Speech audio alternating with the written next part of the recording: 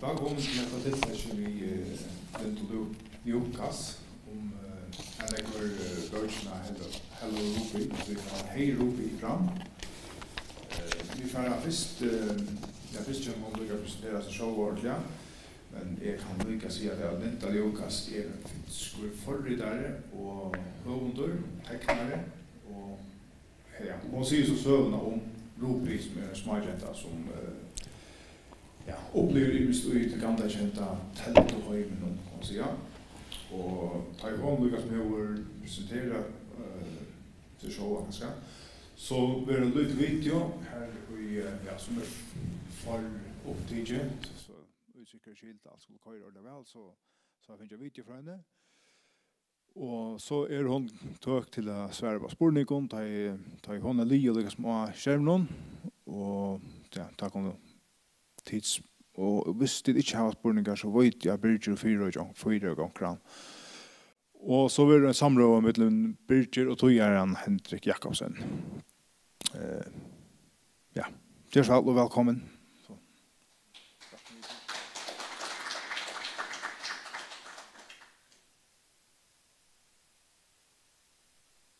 Hey everyone, my name is Linda. I really wish I could be over there right now, but unfortunately with the current situation, all our lives have become mediated by computers. But the good news is that with the series Hello Ruby about how computers work and how they talk to each other and how we talk to computers, we can teach the next generation of children a more whimsical and more wonderful and more creative relationship with the screens that govern our days every day. So to kick us off, I wanted to show you a short video that we shot this summer that explains the philosophy and ideas around Hello Ruby. And then I'm going to tell you a few stories around the world of Ruby. And after that, we have a little bit of Q&A to do together. But first, a little film. And I wanted to quickly show you a few more ideas from the book. But before we get into that, let me pull up one slide. Here we go. And toggle screen. It's not showing for some reason, but I'll show from here. Here we go. So when I think about what kind of computer science world I would want to see a world that allows for repetition, is playful, self-teaching, simple, and beautiful. And if any of these words, they sound familiar to you, it is because these principles were also in play by Maria Montessori, the famous pedagogist of the early 19th century. But for some reason, we tend to think that the world of pedagogy and the world of computer science are two separate worlds.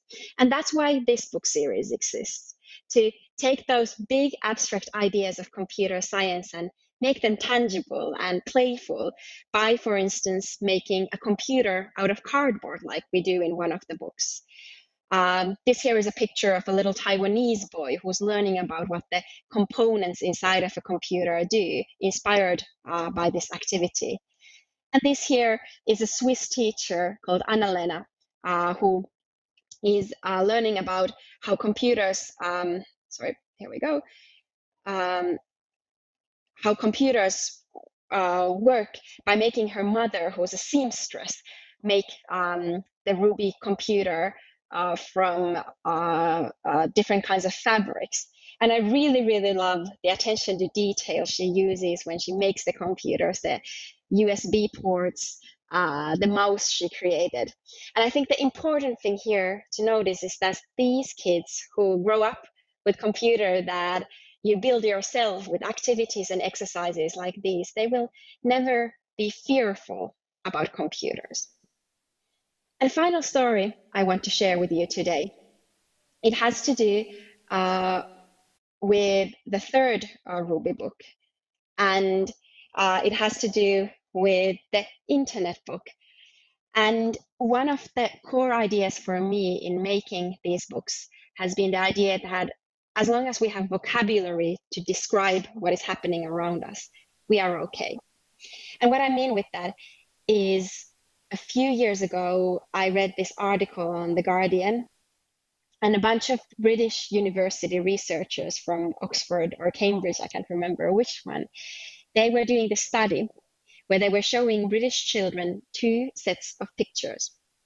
And one set of the pictures, it had pictures of natural items and objects in the world, like plants or animals or trees.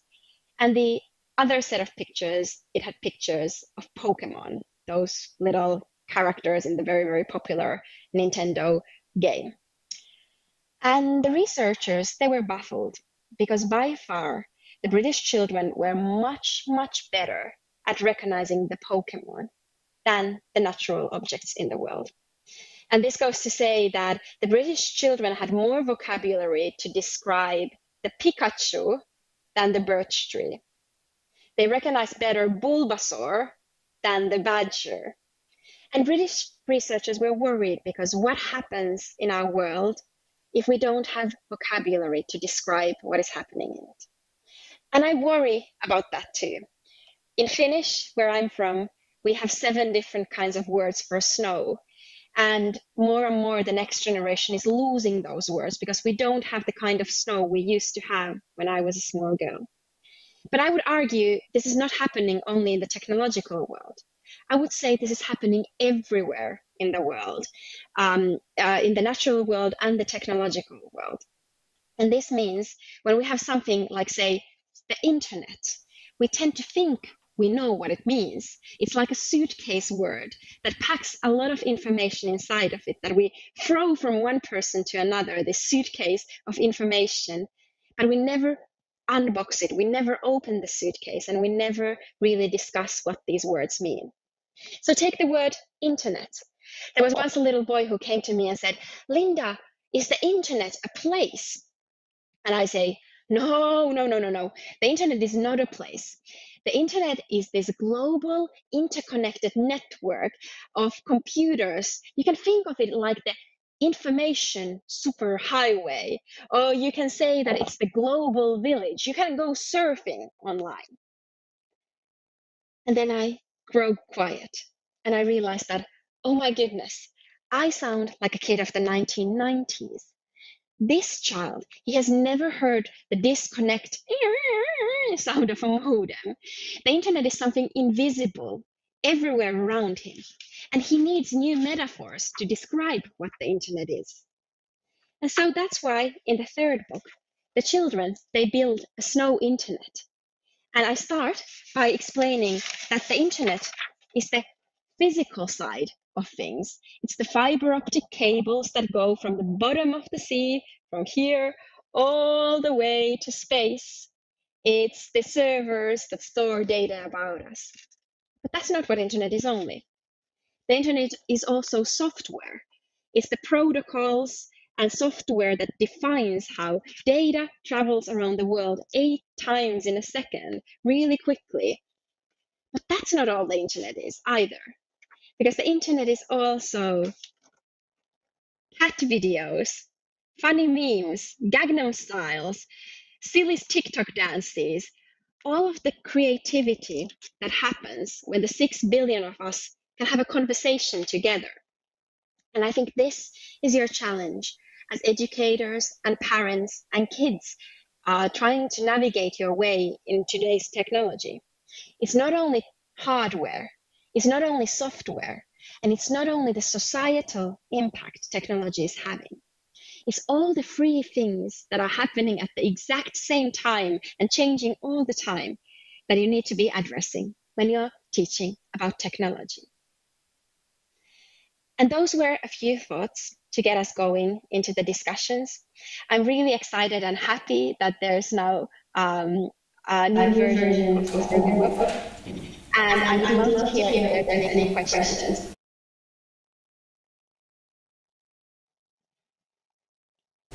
Kiitos from Färsaret. Thank you. A few questions. We would first like to ask you about the idea of Hello Ruby, where it did come from. Where did you get the idea of combining, as you call it, software and storytelling? Or hardware and children? Yeah, hardware and children, true. So I think the idea came to me when I was studying myself computer science, and this was almost 10 years ago. So some ideas take a long time to mature and find their markets. So 10 years ago, I was teaching myself programming, and I was studying a language called Ruby. And it's a language that I completely fell in love with. It was the first programming language that I felt that expressed the way I thought about the world. And I really loved studying it, but I absolutely hated all the books that were written about Ruby, the programming language, which I felt was colorful and quirky. And there was this community of people around it that were really warm and welcoming. But the books, they were boring, they were gray, they were just text, text, text, text, text. And when I was reading these books, I started to imagine how would a 6-year-old girl called Ruby explain these same concepts in a playful way. And I would start to do these little doodles, these little drawings in the margins of the book. And that's originally how the book got started. And then I started posting these pictures online, and more people said, hey, I would want to learn about technology that way. And little by little, over 10 years, the idea started to grow. The idea started to form that, hey, maybe there should be like a storybook combined with unplugged activities that teach you to think like a programmer or learn about the computer science concepts out there. And today, the Ruby books have been translated into 31 languages, which is a lot of different languages. And there's 4 books in the series. And it's my full-time profession to teach, especially educators, but also children around the world, about a completely different and new kind of philosophy around computer science. While telling about Ruby, you pointed out the important thing is to realize that understanding technology is not just about learning how to code programming. Instead, you suggested one should adopt a whole mindset. How would you describe this mindset that you talk about? Yeah, so I think roughly 5 years ago, people started to really talk about the importance of learning to code, and a lot of countries started to introduce coding into the core curriculum. And there was lots of titles that say, for instance, that coding is the 21st century literacy and all kids should learn to code. And don't get me wrong, I think still kids should learn to code. It's one of the most intellectually useful skills for any child to have. But I think more importantly, we should show these big ideas of computer science, those of machine learning, AI, computer hardware, computer networks, in the same way we teach kids about biology, about physics, about basics of economics. But the most important thing, I think, in my opinion, you can offer for children around technology is the attitude. So not only the knowledge, but the attitude. And the core of that attitude is creativity, fearlessness, and curiosity. So if you as an educator or a parent can give those 3 things to a child, curiosity, fearlessness, and wonder around technology, I think you're very, very far along already. Were you when you started coding, and how did you begin? So first, slowly, and then quickly, because my coding story actually involves a huge falling in love, a crush story. I was always interested in computers growing up, but I never considered myself to be a math-oriented kid. So I liked drama, I liked drawing, I liked all kinds of things. And I enjoyed math too, but I felt that it was a choice that either you're one of the math kids or you're kind of interested in the world and how it works and so forth. And I absolutely don't think that anymore. But I was 13 years old and I was madly in love.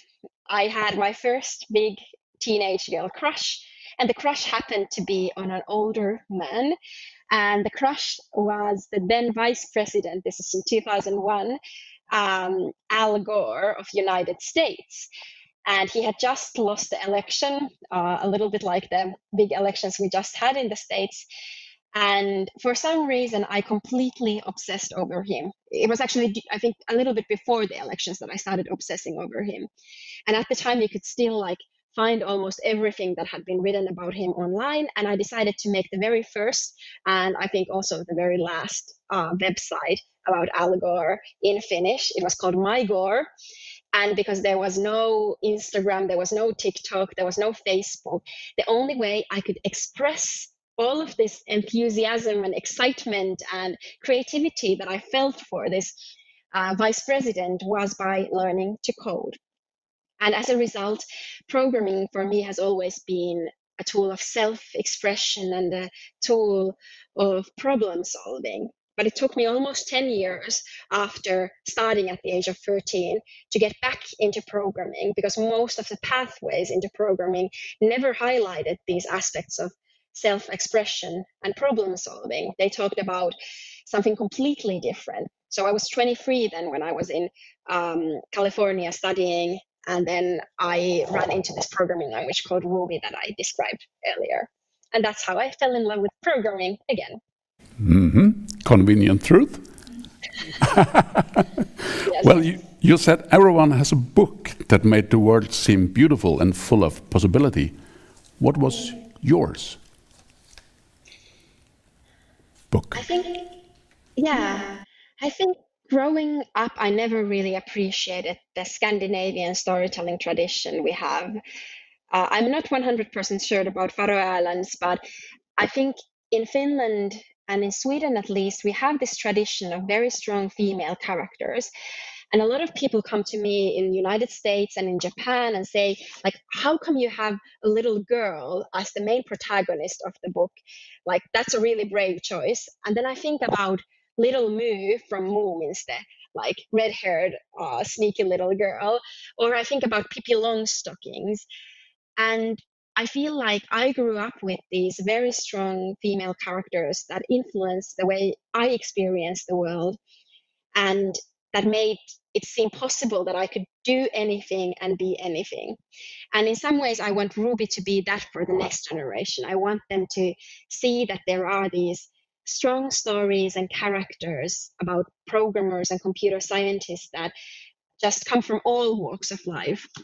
So for instance, in the fourth book, one of the things that I never realized is that especially like in a lot of schools, we have a big diversity of children.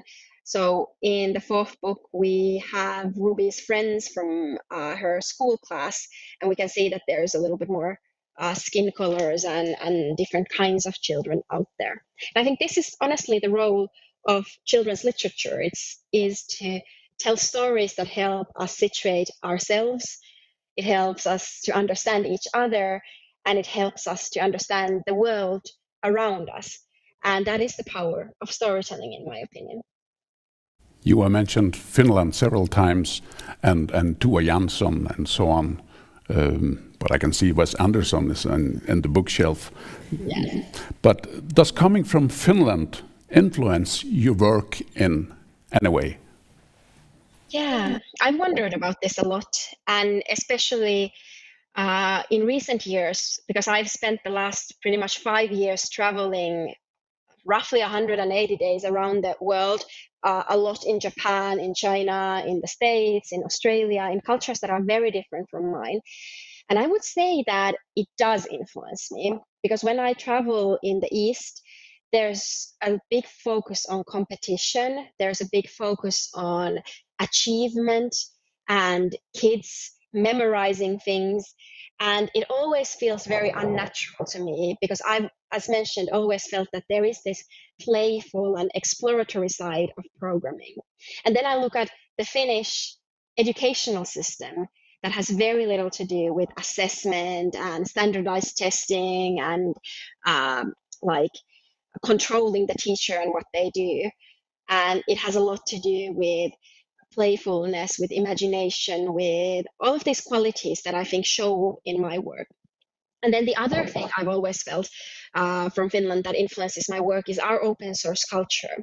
So when we think about Finland, there's companies like Nokia, SSH, IRC, and when we look at the Scandinavian region in general, there's MySQL, there's Spotify. Well, that's not an open source company, but anyways, technology that was built to help everyone, not only make a very narrow group of people very, very rich, although it sometimes does that too, but it is to help people and spread this knowledge and technology.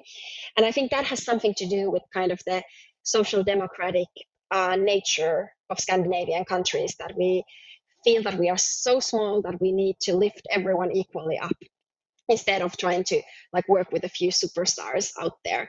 And that's something I think I see also in my work, because it's always felt very natural to me that I have a lot of materials online completely for free. For instance, the video you saw, there's a whole teacher training series of 10 small short videos that you can do for free online, and activities, and just the idea that the more I share the work I do, the better it becomes, and the more useful it also becomes. So those are the two qualities I think Finland has influenced with me. The educational system makes my work very playful, and the technology culture makes it shareable, or makes it something that the open source culture has influenced the way I think about sharing my work. Fantastic. Well, how does a 4-year-old, 5, 6, 7-year-old look at coding differently, and how did you account for this in your books? I think it's an interesting question, and the answer is I don't know. But that's also the very interesting part about this, because we already know quite a lot about math education. We know a lot about physics education. We know at what age kids start to learn arithmetics or geometry or grammar or nouns in a foreign language. But we know very little about teaching computer science for an entire generation of children. There's a few countries that have started early, those being Estonia, the UK has done it for quite a few years, but there's so much unknowns that we don't know yet about, especially when it comes to early childhood. And that is an opportunity, because anyone in the room who now feels that, maybe I want to try this out with my students, you can contribute to their general knowledge, because every country is trying to figure out how should we be doing this, and what is the right age to start doing this, and what does a 4-year-old understand that a 5-year-old doesn't. What does a 5-year-old understand that a 4-year-old can't yet understand? And all of those questions are questions that we are now looking for answers for. And what advice can you give for someone who wants to be a programmer? Maybe the same advice I would give for the parents and educators in the room. It's a lot about persistence, creativity, and wonder or curiosity. Fearlessness, wonder, and creativity. And what I mean with that is the idea that when we see someone program, we only see the end results, and we think that the programmer just sits there and writes perfect code immediately. But in reality, programming is so messy. We make so many mistakes, and a huge part of learning to program is learning to persist through those frustrations and be fearless and try to fix your code. And often when we see children, we see that they say, oh, I don't know how to program. And I say, no, this is the part of the programming. You're doing it absolutely right. You make a mistake and then you fix it. That is what programming is about. And then the other advice I would give to children is that I would advise them to think about a domain they are excited or curious about. Because in the same way, we don't really learn a language well by only practicing the grammar rules, by only practicing the theory. We learn a language by using it, by singing in it, by flirting in it, by writing bad poems in it. I think programming is best learned through application. And if there's ever been a problem you're interested in or curious about, whether it's some of the problems I've seen kids conquer is like, how do we create a system for reserving the washing machine, or the common clothes washing machine for the entire apartment where there might be multiple families living. So let's create an app for that, or let's make a game about our favorite like pet in the family, or anything that they feel curious about or interested in. That's a good starting point for a programming project. And then maybe finally, that all big problems, and this is from Ruby, this is from the first book, this is the first lesson Ruby gives to children, is that all big problems, they are actually small problems stuck together. And you start solving big problems by first solving the small problems. That's called decomposition in the book, but it's a good life advice in general, that big problems are small problems. And that is also true in programming. The first problem you solve is going to look very insignificant. It's going to disappoint you. It's going to look like a toy. But that's how the biggest problems are solved, by starting from the very beginning and keeping going. Finnish schools programming is taught already from primary school. Could you reveal a little bit about that? So as mentioned, there's a couple of countries that are doing really, really interesting work around programming education. And luckily for us, already in 2016, the Finnish government decided to include programming as a part of the core curriculum. The core curriculum in Finland is quite loose, so the teachers have a lot of autonomy on how they do their classes and how they manage their schoolroom, which is not the same case as in United States or in UK, where they have these like school inspections, and they have very specific plans of how to teach things and curriculum for the teachers. And so in Finland, first thing you need to know is that the core curriculum is quite loose. And what the loose core curriculum says about coding is that coding can be taught across different disciplines.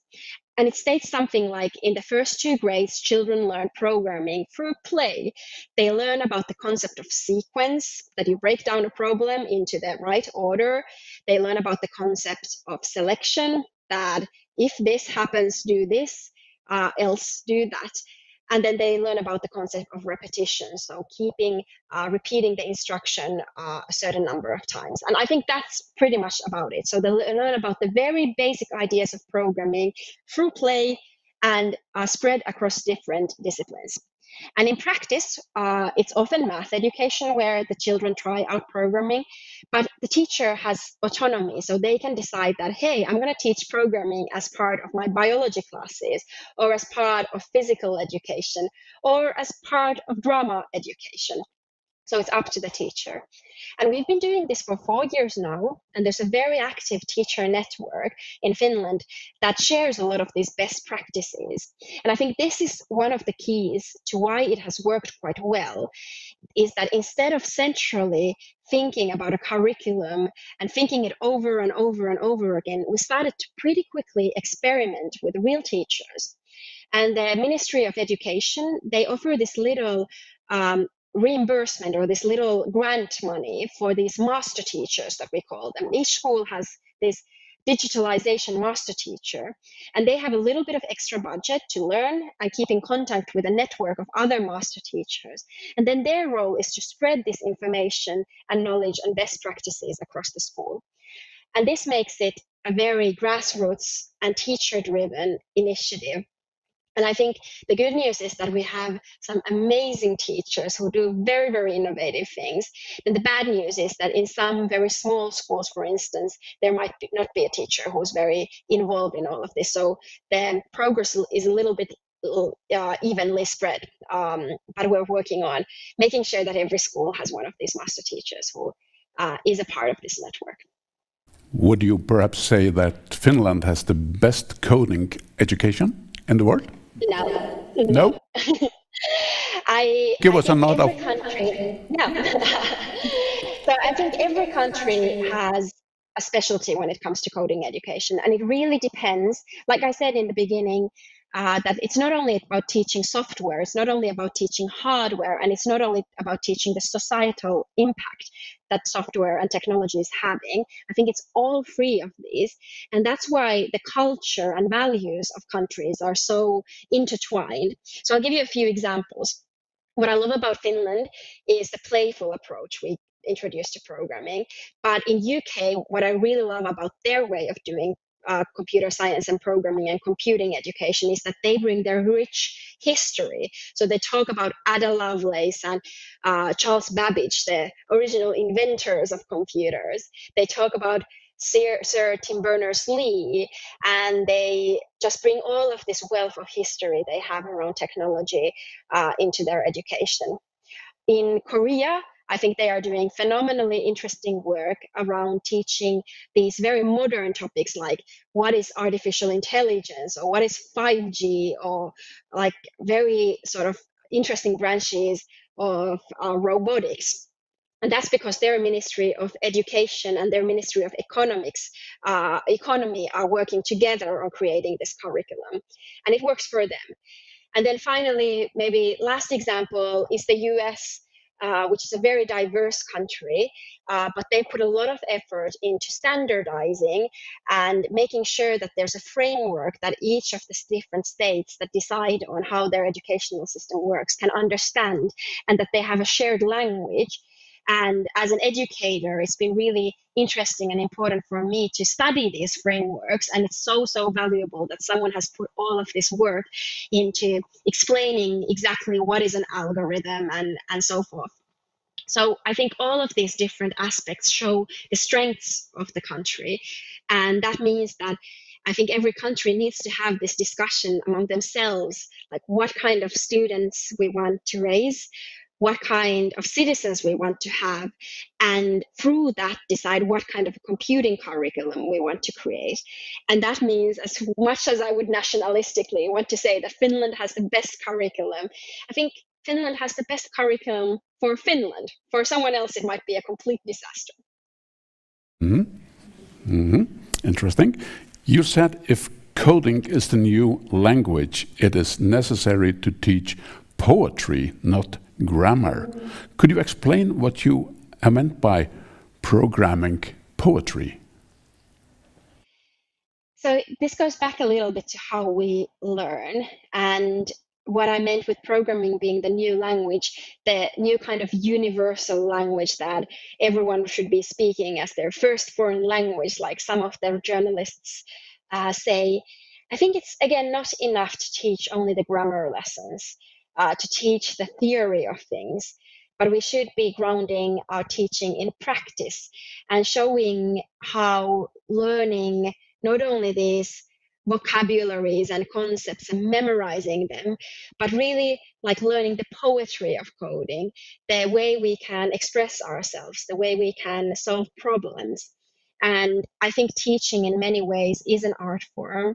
And good educators, while they might not be the best computer scientists, they might not be the best programmers, they still understand how humans learn. And that's a hugely valuable skill that any educator can introduce into the discussion around computer science. So when you think about yourself less as a programmer and more as a poet, I think it opens more pathways to people to feel that they are welcome to also teaching computer science. Forrit, Linda, how much of you is there in Ruby? That's a hard question. I think Ruby is a braver version of me. I think Ruby is what I would have wished to be when I was a little girl. She's fearless and she's imaginative, and she's like, on my best days I'm Ruby, on my worst days I'm definitely not Ruby, and I just aspire to be her. But I think one of the important things in the books is also that there's different kinds of characters, different kinds of kids can feel close to. And actually most of the characters in the books, they are inspired by different kinds of technology companies or different kinds of technology. So Ruby, as you heard before, is a programming language. Django, the little boy who Ruby will meet in the first adventure you have over there, that's also a programming language. Django has a pet python. And they're two very different programming languages. So it also influences the personas. And then on her adventure, Ruby finds all these characters like the snow leopards and the penguins and the robots and the foxes. And those are inspired by technology companies. So for instance, the penguins, who are really, really smart. They are efficient, they are good at solving problems. There's many of them, but they are impossibly hard to understand. They speak in almost a foreign language. And that's Linux, the operating system. And then there's, say, snow leopard, who's beautiful and enjoys well-designed things, but doesn't want to play with the other kids. It only likes to be on its own. And that's Apple, because Apple is really about design, but it's not about sharing and learning together, or it's not about opening a garden for everyone to work in. And it's not mandatory to know these histories of the different characters to enjoy the book. But for some of the programmers maybe in the room, you'll find a lot of these hidden Easter eggs, we call them in English, these little hidden jokes and puzzles inside of the book. And in that way, each of the characters is actually inspired by someone or something out there. Thank you very much. Any questions from the audience for Linda? Okay. That concludes our, how do you say it in the Eurovision context? Thank you very much, Sigfríður. Thank you.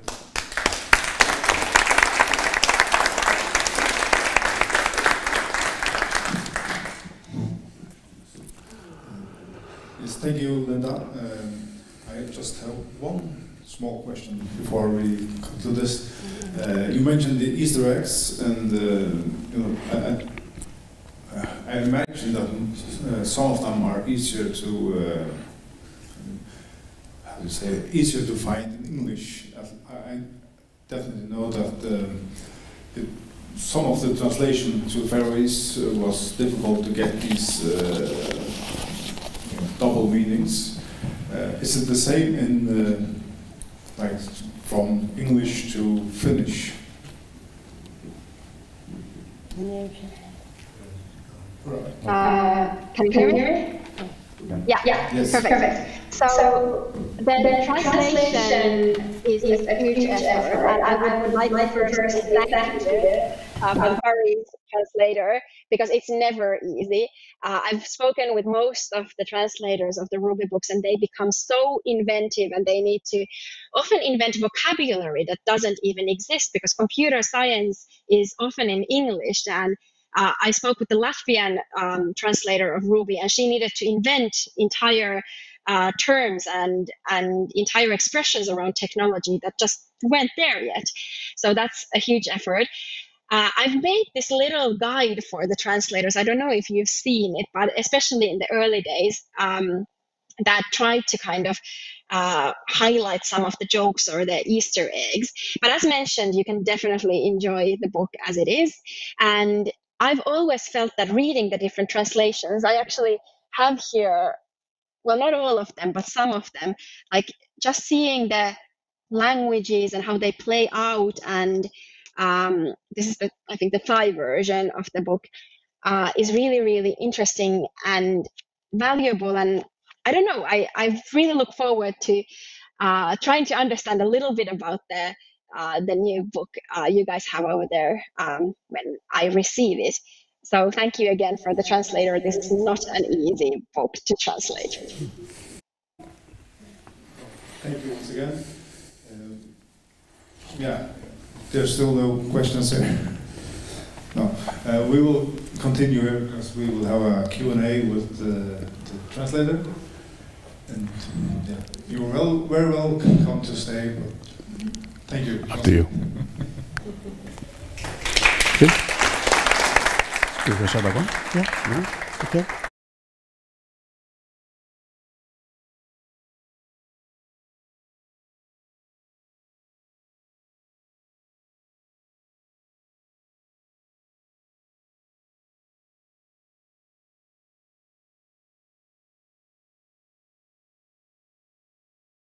Til noen? Henrik Jakobsen, Vi må tendre først her. som har Tutt. Har det det? Ja. Okej. Så det får så ska det inte Henrik, du har finnst vi kate, kunnigartøkne. Og nek var, du starvast i katedeppenen.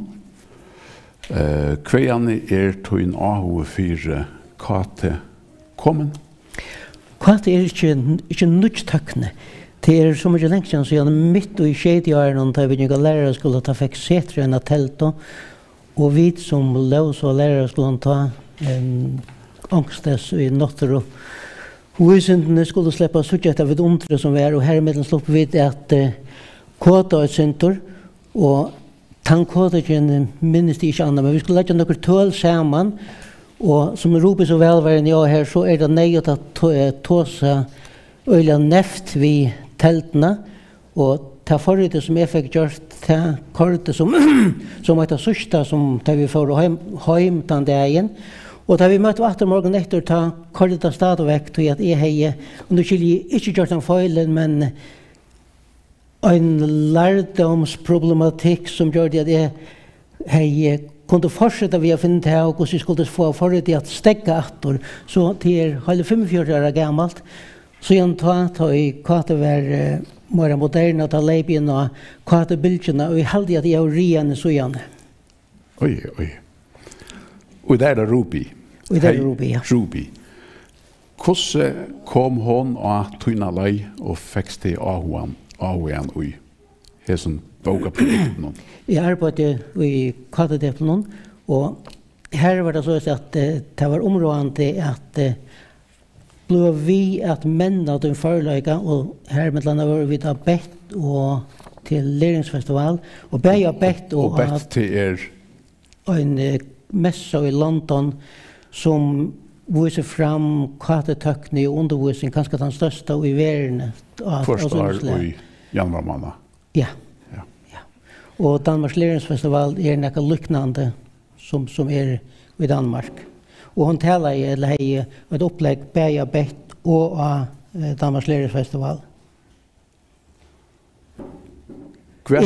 Jeg helt at tannmaten som hun hei hod til at lære bøtten og kvate var fengande som sjålen og grøyde fra at til omkring eventur kjente han hatt vi har fortellet eventur kunne lære bøttene kanskje at det viktigaste at skilja omkvarve utan seg. Tar det så for det gangt vi kjalt ungar arbeid. Det nekka særlig du minnest atterra som en særlig stor avbjørn? Tujingen som såløsner var rett og slett til så få år og jeg snir forriten at ta det navn vir gold det gått nek år, men det alltid at Sigrid helt var flås litt, det var så lutt opp som til at gjalde ut, så det ikke kjøtt som så løsner at tuja, men kvart mål av føreskån, at vær eller ikke nek til, og det nøyet at det mykja førest for at få plass for til omkvarven og til gjennom stenen som utan og øtel, så at vi får ta som man lagt og en flotande og gå mål. Jeg vil si om man veler at takke fremmede år inn og leie det til føres mål, eller man veler å bruke virrande år til at grøye fratøy som man hever etter man gjør nytt år som sånn teltene og styrer døme om. Og et av de årene som man øyla nekvid til at finne feiler i teltemålet vil nevnt bókar. Karine har lyst i omkringstående at det første og største teltene som tilvær her har et husvatte snukt seg inn og korslotta nekka av døylen som var her og tog feiler i telten kallet for smakryp bókar og man synder vi at få akkurat det året sida.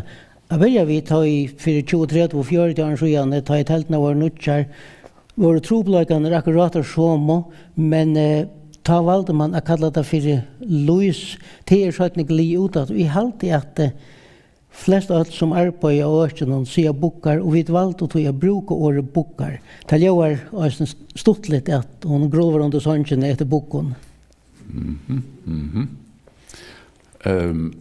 Nu skiljer läraren att tillgänga högt upp i mål som kanske är det synder osannolikt där man fast vid telter och forritan och så vidare. Men hur det sån tydning att få ett förstmål och akkurat det snöje? Som du sagt så har vi arbetat i lunch vet vi minst en av de ser Donald och mannen som plädde hjälp bakom och jag har öliga trubbel vi få han att säga annat än ja, nej. Så att det det speciellt så det ser området att det har ett lätt flötande mål som bäj till att greja från till omkvarnen som utan omakon och eisini att finna ett fagmål som vi kan uttrycka och näft och gå om förskon. Du har brukt en vending i hesar tøyingene, eller opp til, og eisini i usarbøysene. Teldulig hugsan. Hvordan vil du greia fra tøy, eller alløsa teldulige hugsan? Linda var lutsend i nyhet, hun nevnte da vi sin enska høyden computational thinking. Det et av de årene og kanskje et hotek som ved fram og det betyr at hugsa såløsner at det blir til at avgrøya det som du hugsar om og en telt, og ikke at hugsa som en telt, men det folk som hugsa teltelige, men såløsner at det blir til at avvikla det som du fast vi og en telt. I verden betyr det at det du fast et mål, og en trobeløyga at vidtjera, så det fæta det såløsner at et kvart mål, lydig og størst, blir til at leia suntur, såløsner at det blir til å suttja hva det for nekka, at seta løsner opp sti for sti, såløsner at telter kunne løsa det, og at hugsa jeg må vennja meg så vidt urstøtjelige for abstrakt, altså det vil si at så jeg borster fra til minst områdende og finne det mest områdende og til målet som vidgjørt verer.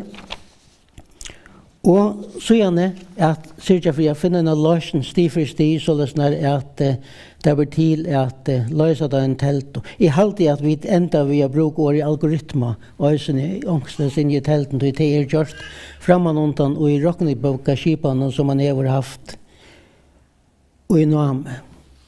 Annars det at få oss vid kvate og førsmål, ikke fremmat, og i alle arbeidene kvate det er noen løte vid øyla storande, og at uttrykkjokken og gåen førskon.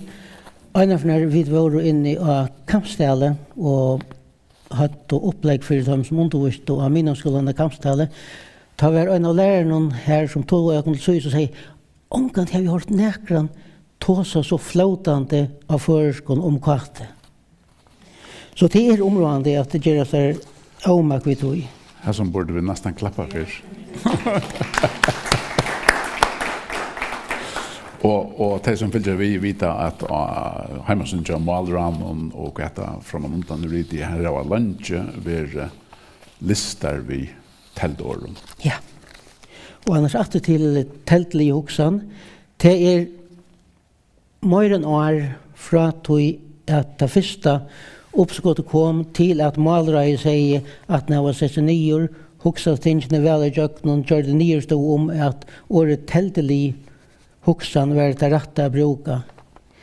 Selv brukte jeg som nummer 2 eller 3 telthugsan, til at ankestene som utom årabok om dem som jeg hukte etter, her var det at undervise telt som brøtt hotek til, og tog var året telthugsan fallig inn, men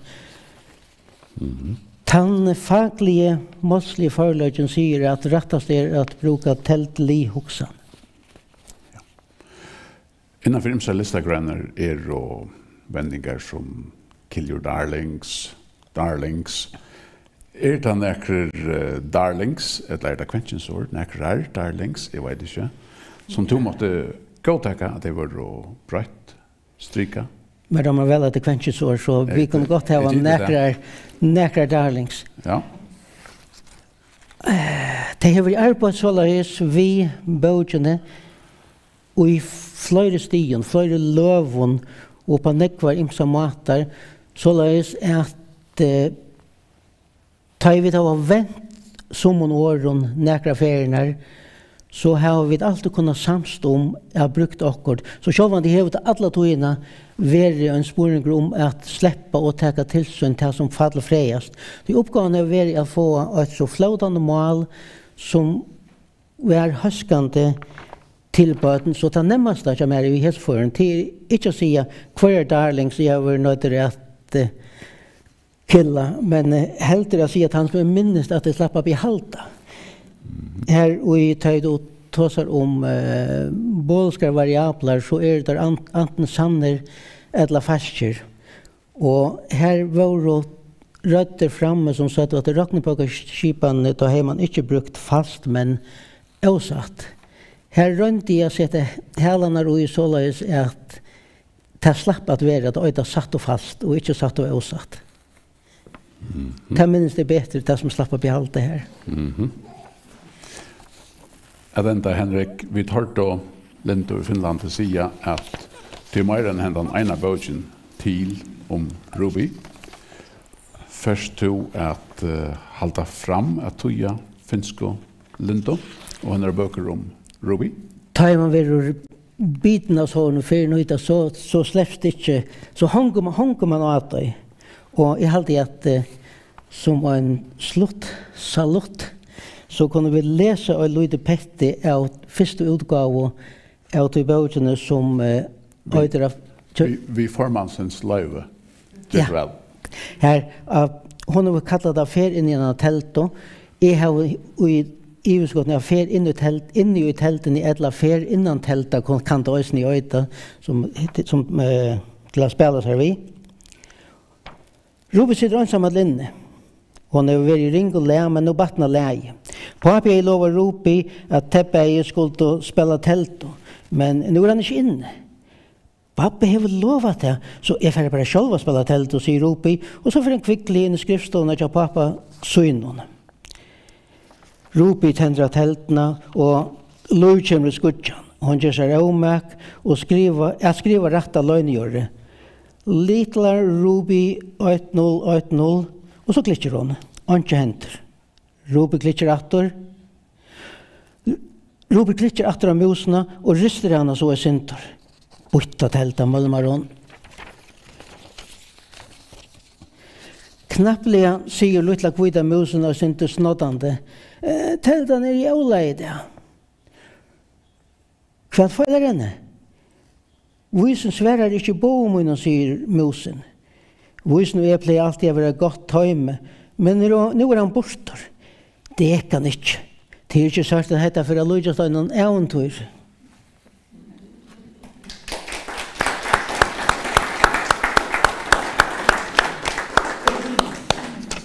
Spårningar till Tojaran, till Henrik. Om forritan, button, software.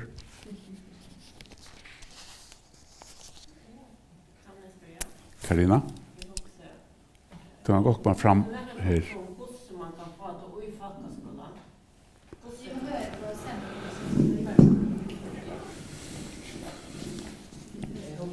Du nämnde hon Linda Liukas om curriculum eller läsjatland eller nomsatland eller jag också har du haft några tankar om hur man bör i förskola eller fackskola?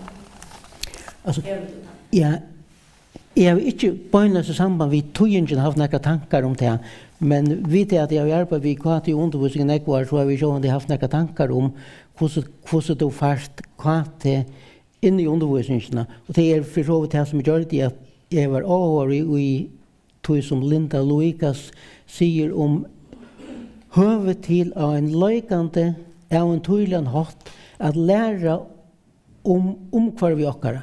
Hva det blivit innfelt alla stenes her vid og vi flyr okkon skjoltan nekva metrar for vi renner okkon og i kvati på en eller annen hatt. Skjolt i bilen og i vaskmaskinene kvati innfelt. Så ankersvekna, løykande lagt, helt fra byrjan av nøyet å lære om kvati og på samma måte som vi lærer om vulkaner og alt annet utan om okkon, tror jeg at det en parter av gerande stenen. Og til områdende eisini at teka til omkvarve tilsyn og slippe at være skapande at få det at liva og på den måten det kan gjeras inne i skolan så løs at markfellene av de folkene de imesløgjen av de folkene som fås vid kvate som skapande innanfor kvate slipper fram og slipper at virka. Klare spørninger? Kan jeg se deg inn i framalt av hans spørningen? Og kanskje vi til bakgrunn at Linda i Finland omgang til hei nekra innvendinger eller forbehold møter til som vi tås om at bøtten som begynner i skolen, kanskje åren, de må ikke suttje en skjerm, iPad, ikke. Du har ikke forbehold som måte? Eller en guidende vedlegging som en navigatører, vi sier det 40 år siden, du begynner vi 45, så jeg kjenner sånn det første, ja. Vi har vel det du sagt til en beparat forelder som først og fremst ikke tar opp handfære en iPad og spela akkurat minne godt ut av reion. Det omkvarve samfunnsskipene og til alle tøyer ser imiskar. Jeg var en lesehester sjálfur, og jeg minnes mamma som sier, «Sid ikke les, fer ut og spil». Så ta var det bøtjen som var mer til skreia. Det et namnsfrøylig trobløgje, en foreldretrobløgje, til sjåvande skulle ønskebøten slippe at sita bare vi en bok, eller bare vi en telto, og ikke gjøre noe annet som kreativt, og vi rørsluna, så bøten skulle være bøten, og få oss vi badna spel, men det skulle bruke alt sitt omkvarve, ikke minst skolen, og nå minnes de ikke året rett, men i aller først og grøynen i folkeskoleloven stender om at skolen skal utbygge nærmere baden til borgere i samfunnet som det og samfunnet fullt av innfeldere kvate som at det blir en parter av de øsene. Så hittar han på den pedagogiska troplats som föräldrar till alla tog det har haft och färre det här. Ja. Flere spørninger? Sigfrid, skulle vi takke for jokken? Jag tror klara för att utsen på bitoyna så kan jag hålla det för att tacka Henrik och Bridget för det.